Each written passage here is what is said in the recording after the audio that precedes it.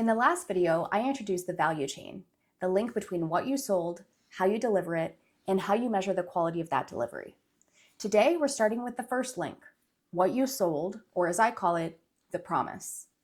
The promise is the specific result your customer expects to achieve by paying you. Seems simple. But the way the promise is positioned and structured is the real key. When the promise is vague, it works against you. And when it's specific enough to be clearly and objectively measured, it works for you. Here's what a promise working against you looks like. I lived it. Early in my career, I was running customer success at a Series A company called Signals.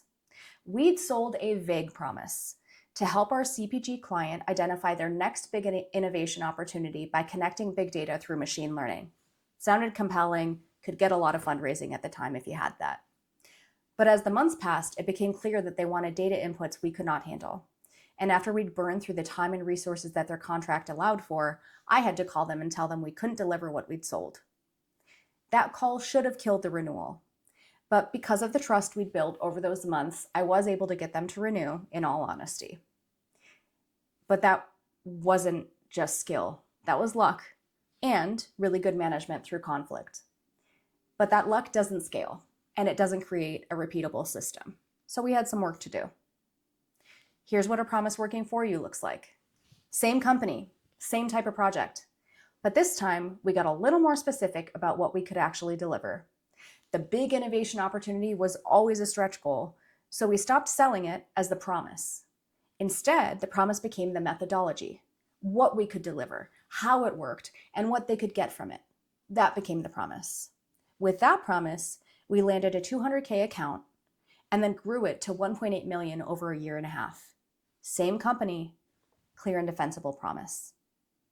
Now, not every business can easily tie impact with a bow directly to revenue or a return.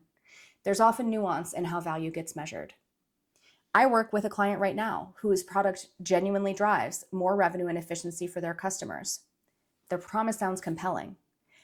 But in their vertical, the clients don't have data to show that there's more pipeline, to show that they've increased their close rate. And so there's no real easy bulletproof way to show that they actually have driven more revenue, even if both parties agree. The result is that they're stuck low in the customer's organization, and they have a tough time getting in front of the people who control the budget. The promise isn't wrong. It's just not defensible. And the further you get from defensible, the more risk you introduce. The harder it becomes to retain and capture budget holder attention. And I'm not joking you. Literally today, they called me and they said, hey, guess what? That point of contact we've been working with, who we said was our biggest champion, yeah, she has a new person working above her, and he wants to build what we do internally. And that is why we look to get a more defensible part of our promise. So the closer you can get to an objective, agreed upon measure of value, whether it's revenue, time saved, risk avoided, or cost avoided, the stronger your promise becomes. It has to be specific enough that both sides would agree when it's been achieved, and you could put something on paper to show that. Here's another thing I constantly see with clients. Most teams can tell me exactly how they deliver value to their clients internally. Everyone knows it, most of the time. But when I look at their executive touch points that they're speaking about with the customer, their QBRs, their renewal conversations, executive check-ins, they're not talking about that value or that promise at all. Or they can't prove it in an objective way like we just heard about. And every time I see this, it introduces more risk. You're going to sit low in the organization. If stakeholders change, like we just heard about, you're not going to be able to prove your value in a way that builds trust, right? You're just claiming things. And without that defensible promise, scope creep becomes constant because no one can actually point to what was actually agreed to, and you're going to put more risk on it. A well-structured promise doesn't just protect the sale.